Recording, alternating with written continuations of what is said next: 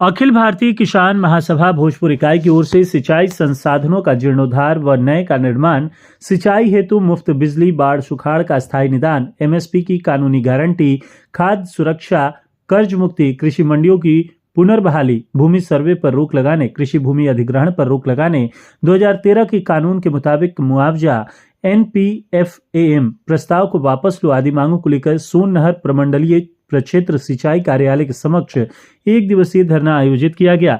धरना की अध्यक्षता किसान नेता कमलेश भट्ट व संचालन किसान नेता विनोद कुशवाहा ने किया। धरना को संबोधित करते हुए अखिल भारतीय किसान महासभा के राष्ट्रीय कार्यकारिणी सदस्य व आरा सांसद सुदाम प्रसाद ने कहा कि हम किसान अब तक के इतिहास में सबसे संकट के दौर से गुजर रहे हैं, जब राज्य सत्ता ही हमारी खेती, खेत व फसल को कॉरपोरेट के पक्ष में हमसे छीन लेना चाह रही है।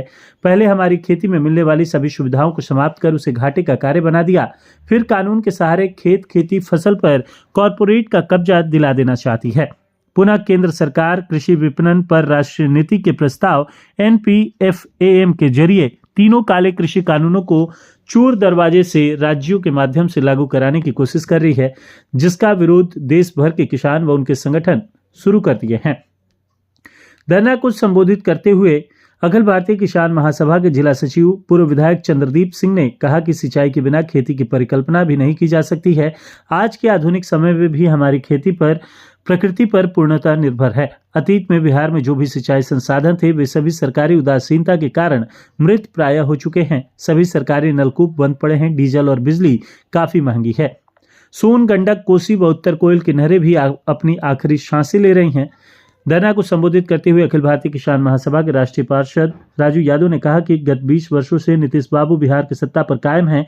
इन्होंने भी कृषि विकास की लंबी चौड़ी बातें कर अब तक 4 कृषि रोड मैप जारी कर चुके हैं, लेकिन सिंचाई के मामले में इनका रोड मैप टाई फिश साबित हो चुका है। सत्ता में आते ही नीतीश कुमार ने अपना किसान व कृषि विरोधी चरित्र को दिखाते हुए बिहार में APMC एक्ट को समाप्त कर कृषि मंडियों को बंद कर दिया था और हम किसानों को मुनाफाखोर व्यापारियों की आगोश में धकेल दिया था। वहीं इस दौरान धरना में दुदुन सिंह मुखिया, रामकिशोर राय, अश्वनी सिंह, अभय सिंह, भोला यादव, राम बाबू यादव, विनोद सिंह, हरिराम सिंह, शिवमंगल यादव, संजय सिंह, दिलराज प्रीतम, विशाल कुमार, विजय यादव मुखिया, ललन यादव, राम बाबू चंद्रवंशी, कुणाल सिंह, उदय आनंद, श्रीराम सिंह, रजनीश सिंह, रणधीर कुमार राणा, कलावती देवी सहित सैकड़ों किसान शामिल हुए। आज सोन नहर बचाओ, इंद्रपुरी जलाशय निर्माण कराओ के मुद्दे पर आप लोग धरना दे रहे हैं, क्या कहेंगे? धरना आज यही नहीं है, बल्कि बिहार के हर जिला मुख्यालय में जहां नहर विभाग का ऑफिस है, जहां सिंचाई विभाग का ऑफिस है, ये धरना दिया जा रहा है। और हम लोग उम्मीद करते हैं कि मध्य बिहार के 8 जिले, जिसमें शाहाबाद के 4 जिले हैं, भोजपुर, रोहतास, कैमूर, बक्सर और उधर जहानाबाद, पटना, अरवल और औरंगाबाद, गया का भी कुछ पार्ट है। इन जिलों के 60 माने प्रखंडों के करीब इस जलाशय के बनने से 17.5 लाख हेक्टेयर ज़मीन की सिंचाई होगी और भी फसलों का ये बढ़ेगा, रकबा बढ़ेगा। तो अगर सरकार जलाशय का निर्माण करवा दे, और मैं समझता हूँ कि 25,000 करोड़ में ये योजना पूरी हो जानी चाहिए, जिसका शिलान्यास जो है बिहार के पूर्व मुख्यमंत्री जगन्नाथ मिश्रा जी ने किया था 1990 में, वो ज्यों का त्यों है। और नहरों की जो स्थिति जीर्ण शीर्ण बनी हुई है, उसका सरकार पक्कीकरण करवा दे तो ये ज़िले जो है खुशहाल हो जाएंगे और हम लोग बिहार, झारखंड के खाद्यान्न ज़रूरत को पूरा करेंगे। और इसी सवाल को लेकर हम लोग तो लंबे समय से लड़ रहे हैं। भोजपुर जगाओ, भोजपुर बचाओ आंदोलन भी चला था यहाँ 1984 से लेकर के 1992 तक। तो हम सड़कों पर भी लड़ रहे हैं। बिहार विधानसभा के अंदर भी इस सवाल को हमने कई बार उठाया ध्यानाकर्षण के माध्यम से, और अभी लोकसभा का जो शीतकालीन सत्र चल रहा था, हम लोगों ने वहाँ भी 1 जुलाई को ये सवाल उठाया मजबूती से लोकसभा के अंदर। और शीतकालीन सत्र में 18 दिसंबर को हम लोग जो है एक ज्ञापन तैयार करके सासाराम के माननीय सांसद मनोज कुमार जी, आरा से मैं, काराकाट के माननीय सांसद कॉमरेड राजाराम सिंह जो भाकपा माले संसदीय दल के नेता हैं, और बक्सर के माननीय सांसद सुधाकर सिंह जी, 4 लोग गए थे माननीय प्रधानमंत्री जी के कार्यालय में समय लेकर गए थे मिलने के लिए, वहाँ बैठाया गया और लेकिन मैंने 45 मिनट बैठाने के बाद हमारा आवेदन लेकर उनके एक अधिकारी आए और बोले कि सर जो कह रहे हैं कि आप लोग सिंचाई मंत्री से मिल लीजिए।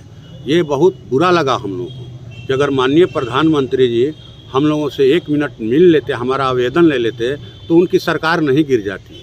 2019 में आए थे यहाँ प्रचार करने, वोट मांगने, तो इसी रमना मैदान में बोली लगाया था उन्होंने बिहार का। वो बोली का क्या हुआ वो बात का चीज़ है, लेकिन उनकी मनोदशा का पता चलता है कि वो किसान विरोधी हैं। किसानों की बात सामने आते ही उनके अंदर गुस्सा आता है, इसीलिए नहीं। आगे की क्या रणनीति होगी? आगे आज हम तो लोग लड़ धरना रहे हैं, प्रदर्शन अभी आप लोग तो कर रहे माने हैं। चारों तरफ ये चल रहा है धरना प्रदर्शन। बजट सत्र शुरू हो रहा है 31 जनवरी से। हम लोग मजबूत ढंग से इस सवाल को लोकसभा के अंदर फिर उठाएंगे और बाहर खेत खलिहानों में भी ये लड़ाई चलेगी।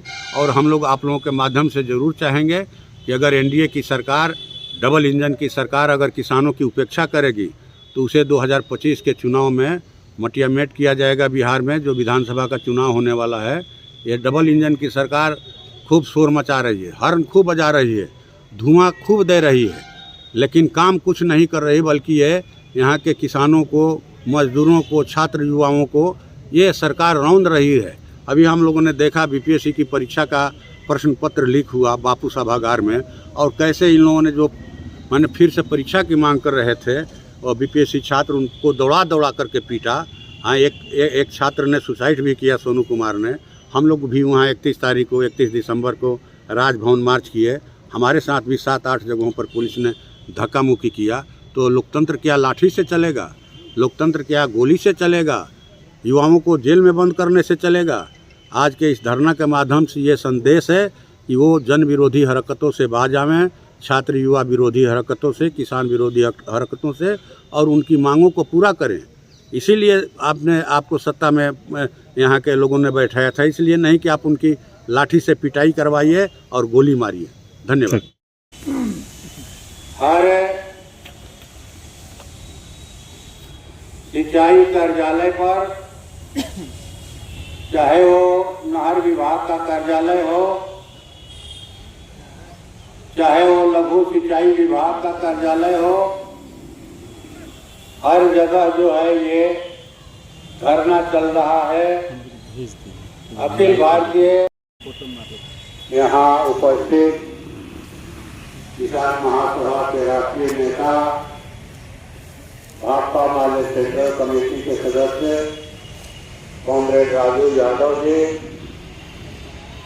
कांग्रेस राम किशोर राय जी पर, और मूल मांग पटवन का है।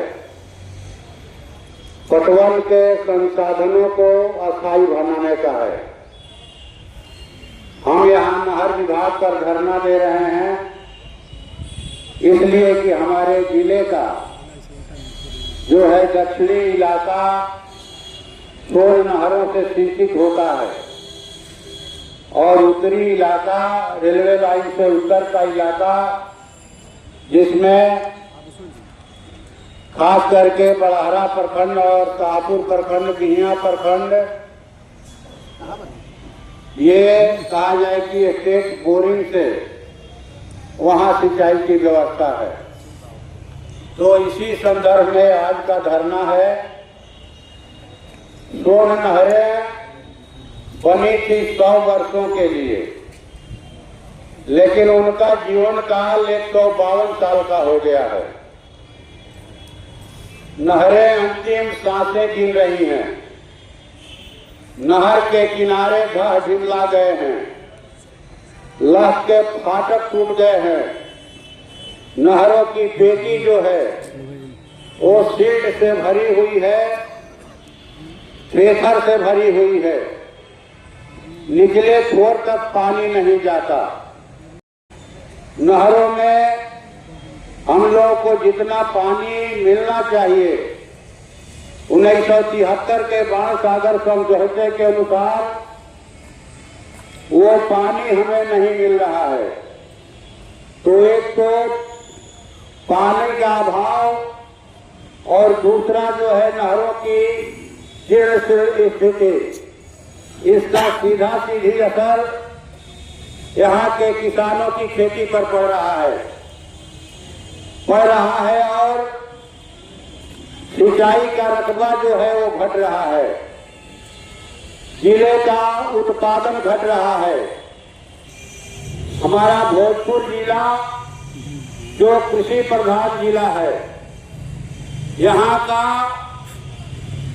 की अर्थव्यवस्था जो है वो खेती पर निर्भर है और खेती की लाइफ लाइन जो है हमारी ये नहरें हैं।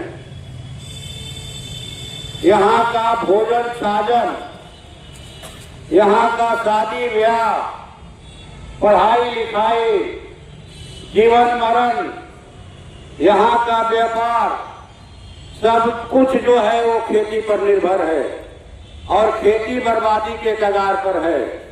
किसी तरह से किसान मेहनत करके निजी बोरिंग से पटवन करा करके अनाज पैदा भी कर लेते हैं, तो समर्थन मूल्य के हिसाब से एक तो केंद्र सरकार समर्थन मूल्य कम तय कर रही है और उस मूल्य पर भी किसानों के अनाज की खरीद नहीं होती।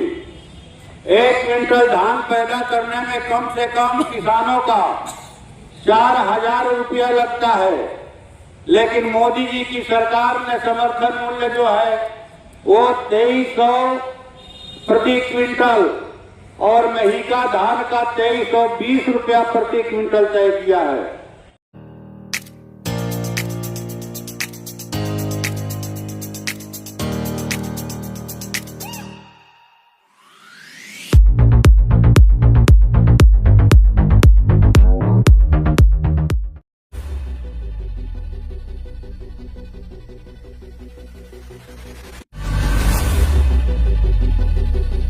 Hi, this is Sid Bijay Jain from Jinwani Management College, Ara.